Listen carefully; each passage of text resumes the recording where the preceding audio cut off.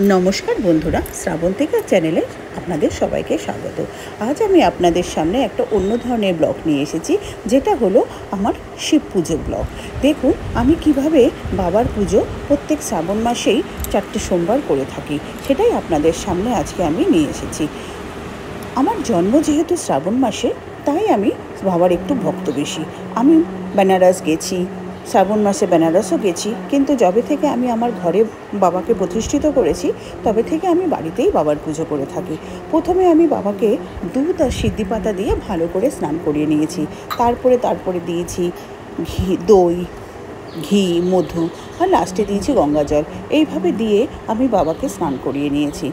শ্রাবণ মাসে সোমবার আমি যখন বেনারস গেছিলাম তখন দেখেছিলাম কি ভিড়, মানে লোকারণ্য। আপনাদের আমি বন্ধুরা কি বলবো, মানে এত ভিড় আমি কখনো কোথাও দেখিনি।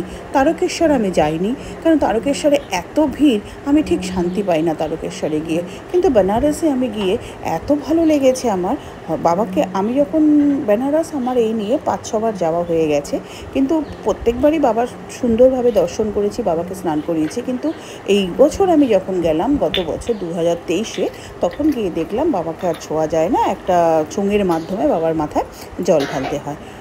দেওঘর আমি গেছি ডিসেম্বর মাসে, কিন্তু শ্রাবণ মাসে যাওয়া হয়নি। এইভাবে আমি বাবাকে পুরো স্নান করিয়ে নিয়ে বাবাকে আকন্দের মালা পরিয়েছিলাম। আকন্দ ফুল বাবার খুব প্রিয় ফুল। আকন্দ ফুল, ধুতরা ফুল, এসব ফুলই বাবাকে অর্পণ করতে হয়, আমি তাই দিয়ে থাকি। কলকে ফুলটা আমার এলাকায় খুব একটা পাওয়া যায় না, তাই আমি ওটা দিতে পারি না। আর ধুতরা ফল দিয়ে 5 রকম ফল বাবাকে আমি নিবেদন করি। বাবাকে নিবেদন করে একটু আতপ চালও বাবাকে দিয়ে থাকি। আমি এইভাবেই সাধারণত বাবার পুজোটা করি। 5টা ফল দিই, তারপরে বাবাকে মালা পরিয়ে, বাবাকে ধূপ দেখিয়ে, এবং যার যার নামে আমার মানুষ থাকে তাদের নামে আমি বাতি জ্বালাই। বাতি জ্বালিয়ে বাবাকে সুন্দর করে আমি আরতি করি। আরতি করে ওম নমঃ শিবায়, ওম নমঃ শিবায় বলতে বলতে বাবার পুজোটা আমি করে থাকি।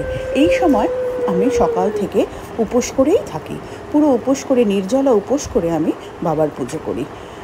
আপনারা কে কীভাবে বাবার পুজো করেন আমাকে একটু কমেন্ট বক্সে জানাবেন, এবং আমার পুজোতেও যদি কোনো ভুল ত্রুটি করে থাকি আমি, সেটাও আমাকে জানাতে পারেন। কেন আমি আমার এইভাবেই পুজো করি। পুজোরও তো এক একজনের এক এক রকম নিয়ম। যদি আমার কোনো ভুল হয়ে থাকে সেটা আপনারাও আমাকে জানাতে পারেন। আমি ছোটোবেলা থেকেই বাবার ভক্ত। আমার বাড়িতে আমার বাবাও আমার বাবার ভক্ত, তাই শিব ঠাকুরকে আমি খুব মন দিয়ে ডাকি এবং তার ফলও আমি পাই। আমার ছেলেও হয়েছে, ছেলে আমার এখন অনেক বড় হয়ে গেছে, কিন্তু আমার ছেলেও হয়েছে দেখছি বাবার ভক্ত। সে তার ফোনের রিংটোনও রেখেছে বাবার গান। তো যাই হোক, ভালো লাগে দেখতে যে আজকালকার দিনের ছেলে বাবার ভক্ত হয়েছে। সে থাকে, আমার কাছে থাকে না, সে থাকে দিল্লিতে তার নিজের কাজের সূত্রে, তাই সে ওখানে বসেই বাবার ধ্যান করে। আমি ওকে বলেছি যে এই শ্রাবণ মাস চলছে, কিন্তু বাবার নাম জপ করবি। সে করে। সে ঘরে বাবার একটা মূর্তি রেখেছে। সে তো বাচ্চা ছেলে, সে তার কি করবে, তাই বাবার মূর্তিতে কোথাও বেরোনো, কাজে বেরোনোর সময় প্রণাম করে বেরোয়। দেখুন এইভাবে আমি বাবার আরতি করি। হ্যাঁ, আমি গত বছর যখন বেনারস গেছিলাম তখন আমি দেখেছিলাম যে সবাই ওখানে সবুজ শাড়ি বা সবুজ চুড়িদার বা সবুজ চুড়ি এসব পরছে। তো কারণটা প্রথমে আমি বুঝতে পারিনি, কিন্তু পরে যখন দেখলাম যে এটা একটা মাহাত্ম্য আছে, পরে আমি আর ইতিহাসটা পড়লাম, পড়ে 2-1জনের সাথে কথাও বললাম বেনারসে, তখন এর মাহাত্ম্যটা জানতে পারলাম। তারপরে আমি কি করলাম, আমার বাড়িতে কি করব, একটা সবুজ নাইটি পরে বাবার পুজোটা আমি করেছিলাম। জানি না এটা কতটা সত্যি কতটা মিথ্যা, আসলটা সব কিছুই হচ্ছে মনের ভক্তি। মনের ভক্তিতেই এগুলো করতে হয়। সেটা আপনি সবুজ পরলেন কি অন্য কালার পরলেন তাতে কিছু যায় আসে না। কিন্তু যেহেতু দেখেছি আমি বেনারসে সবাইকে, এখন তো দেখছি আমাদের কলকাতাতেও সবাই পড়ছে। আমি প্রথম সোমবারটা বাবার পুজো করেছিলাম মন্দিরে গিয়ে। আমি যেখানে থাকি সেখানে একটা বাবার মন্দির আছে, সেখানে গিয়ে আমি বাবার পুজো করেছিলাম। সেখানে আমি গিয়ে দেখেছিলাম অনেকেই সবুজ চুড়ি পরেছেন, সবুজ শাড়ি পরেছেন, সবুজ চুড়িদার পরেছেন। তখনই বুঝলাম যে এটা শুধু বেনারস নয়, এটা কলকাতাতেও এখন সবাই চালু হয়ে গেছে।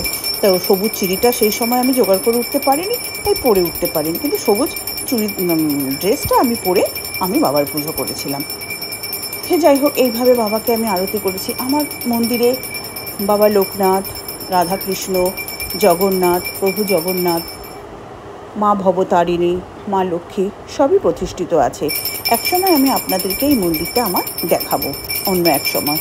এইভাবে বাবাকে আরতি করে একটু পাখার হাওয়া দিয়েছিলাম। হাওয়া দিতে গিয়ে আমার মোমবাতিটা নিভেই গেছিলো। মোমবাতিটাকে পরে আমি আবার ধরিয়ে নিয়েছিলাম। আমি যার যার নামে পুজো দিই তার নামে একটা করে দিয়া জ্বালাই, সেই দিয়াটাই বাবার সামনে দিয়ে রাখি। এইভাবে বাবাকে আমি পুজো করেছিলাম। বাবার পুজো করার পরে তারপরে আমি বাবাকে ভোগ নিবেদন করেছিলাম। প্রথম সোমবারটায় আমি বাবার জন্য কোনো কিছু জোগাড় করতে পারিনি না, প্রথম সোমবারটা আমি মন্দিরে দিয়েছিলাম। দ্বিতীয় সোমবারে আমি বাবাকে এমনিই প্রসাদ নিবেদন করেছিলাম। তারপরের সোমবারে আমি বাবাকে লাড্ডু নিবেদন করেছিলাম। এইভাবে আরতি করে ঘণ্টা বাজিয়ে, শঙ্খ বাজিয়ে, ওম নমঃ শিবায় বলতে বলতে আমি বাবার পুজো করেছিলাম। বাবার পুজো অনেকে দেখেছি যে দুপুরে ফলাহার করেন, করে বিকালে বাবাকে পুজো করে আবার রাত্রে একেবারে সেদ্ধ ভাত খান। কিন্তু আমি সেটা করে উঠতে পারি না আমার শরীরের জন্য। আমি 12টার পরেই বাবার মাথায় জল ঢেলে তারপরে একবারই আমি খাবার খাই, কিন্তু সেটা আমি দুপুরেই খেয়ে ফেলি। আমি শিবরাত্রিও করি, আবার নীলের উপোসও করি। এইভাবে করে দেখুন, এই সেদ্ধ ভাতটা আমি করে খাই আলু দিয়ে, একটু মটরশুঁটি দিয়ে, একটু ডাল আর চালকে প্রেসারে সিটি দিয়ে, একটা কাঁচা লঙ্কা দিয়ে, ঘি দিয়ে আমি এই ভোগটা খেয়ে থাকি। এইভাবেই আমি আমার বাবার পুজো করে থাকি প্রত্যেক শ্রাবণ মাসের সোমবার। যদি আমার ব্লগটি ভালো লাগে প্লিজ এই সেদ্ধ ভাতটা আমি দুপুরে খেয়ে থাকি। এইভাবেই আমি আমার বাবার পুজোটা সম্পন্ন করি। দেখুন, বাবাকে পুজো সম্পন্ন করে বাতি জ্বালিয়ে আমি বাবাকে প্রণাম করে সবার মঙ্গল কামনা করে থাকি। তারপরে সন্ধেবেলা আবার সন্ধ্যা আরতি করি, আর তারপরে রাতে আমি ফল খেয়ে থাকি। অন্য কিছু আমি আর ওদিনকে খাই না, আমি দুপুরেই শুধু সেদ্ধ ভাত খাই। আমার ব্লগটি যদি আপনাদের ভালো লেগে থাকে প্লিজ সাবস্ক্রাইব করবেন, কমেন্ট করবেন।